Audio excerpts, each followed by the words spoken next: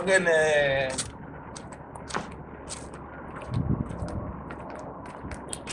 Igbo Igbo ya malụ nọ mma ozugbo. Ọ bụrụ na nkọ ya ka anyị sụrụ ọnọdụ anyị sụrụ dị. Ọkwa ọnọdụ abalị nke ikpeazụ a. Ọ na NTI ka ọ na-eme. Ezaloma, nna to the family doctor. Ka ọ bịa nwere ibe njọ eji ya. Ọkwa ọ na-eme isi ya. Ezaloma. Ezaloma. Na mezu ike n'ime. Ụdị ebe otu o si kpuchiri ka nna agwakwa gị o wee na-ajụzi nke we oyi. Asị m na ajụjụ a anọkọtara ma ọgba m n'uche nsị na mma ajụ gị. Ị bịakwa ajụjụ ọ pụtago obodo oyibo nwanne m nwere ajụjụ ọzọ ọ pụtakwa ọzọ nwanne m nọrọ dị ya ejetere aka asịrọ ma ife ha na-abụdo nwoke na nwaanyị anụsị ọfụ ma ndị nụbara ochie oyotụgo mana ọhịa mma bụ nọọ di na nwunye ofu ya nọkọta so nọ in the mood achọpụtago bụ na ife na-ese okwu gị igbazu a kedu ife a ga-ene as a family doctor bụ kedu ife ị nwere ike gwa nwoke ọbụla mgbe nwaanyị ọbụla sị nọ in the mood ife na-akọ skebedi a ọ bụ ụzọ ama na ebu m udo a nwaanyị na-ekpesa na di ya na-agba ọbụla ya jekpa di ya aka ọtọrọ mkpesa ejekwa di ya aka ọtọrọ mkpesa ya nwee bidoziri mkpesa nke ya gbakọrọ nkwa nwoke na-anọwakwa ọ dị anọkwa na mudo based on ihe a na-agbagharị activity dị too much doings dị much and ịnwego na-emechakwa ife niile ọkwa nwoke baya arụ baya egwu amami ọtọkwa ebe a na-eje so onye anọmi ndị mudo a kwesịrị ịbụ nwoke ga na-ekwu ya ọ bụrụ nwaanyị kedu ihe ọ na-eche ọ na-anọ na mood anọmi ndị mood ya nwa bụ nwaanyị na-ekwu na nwoke dị oge ọbụla ọ na-ekpesa nyere m bịacha bata mgbe ọbụla abịa abịa ka agha aka isi na ị nọ na mood mgbe ọbụla abịa agha aka isi abụghị aka n'ike gwụ gị gịnị na-agwụdị gị ike ike gwụ gị ịpụta na n'ebe ike gwụ gị ndị mkpa n'ilo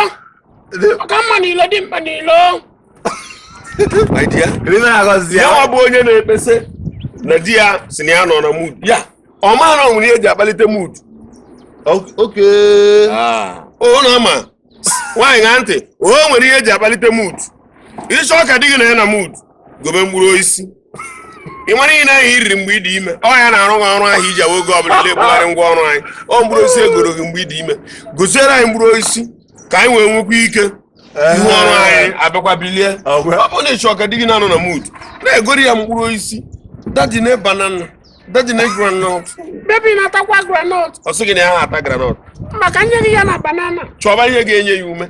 bebi nwa nke ọ ga-ama mma ị na-akata ịkpọrọ ya otu a bebi bịa ka nteki ya gị to hospital ka ime lab ka ndị chọ na ị na-adị fit ụmụ ikirikiri expenses ya ga-adapụtacha na ya iru ọ bụ na obi infection igbuo nje ka amụ nwe ike kwụrụ ọtọ na ọrụ iru ọna ya na-abatarị aka ị na-asị m oge ọbụla ị na-ana m ụdọ kwefụrụ gị ihe na-eme mgbe ijewekwa ka ịchọpụta ya bụ problem dị manụ ịchọpụta kwa agba ndị o ji ụgwọ a na-esi nke ikpeazụ a na ntị nwaanyị enweghị right ikwu na ya nọ na mood ọkwa ya nwaanyị o nwere ihe ọ na-ekwu na ya nọ na mood gịnị na-enweghị ka na-enweghị iwe gị bụla ịlụrụ di oke ihu ndị alụbe ị ga-adịgori happy first ụrọ dị gị ihu ọrụ a na-eme ndokwa ya ndị mgbe gboo ka ụnụ mma ndị mgbe gboo na-esi ma azụ ndụ ma nni ji kwado wiiki ahụ ị ga-abịa na biya ọ dozi ihu ọrụ gị ịbịa ozugbo ịgbaza nza n'ihu ọrụ ọ bụ iri igbo anya nkịta obụkọta afụ na mba niile abatatọkwa ịkọkwasị ọnụ n'enyi ịkọchazie ọnụ n'enyi ya esi abazie ka ọ bịa mebezie ka ọ banye na mood ọ gị mere ya mgbe ahụ wepụ ya ọgbazie na aeroplane mood gbafunarị gị oke nwa plane mood ibidogokwa ọzọ dị mba nwere ịgbaji m oji Igbo evụlia nke ọ gwasịrị nke ikpeazụ a maka ndị a na-agbapụta ị na-akụsị dị gị ọnụ ị ga na-akụ ya ọnụ mana ịkpọ ka ị na-akụkwa ya ka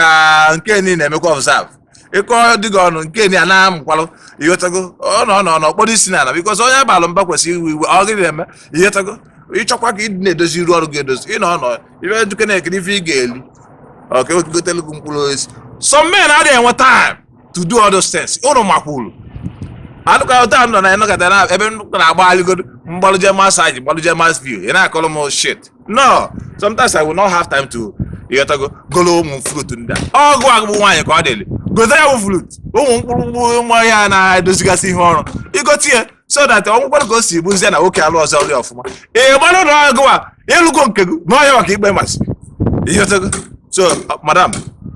ọkwago ka aka gwara ife agwara nkịta mara ife igwe ogo ya ma alụgo mmadụ otu kedu ụzọ nsi apụta ga nsi otu ndị na-akwado NTI TV bụ Flawless Cosmetics Limited. Ọ bụ ha na-arụpụta Baby Secret ga-ahụ nwa gị dị pọlị pọlị.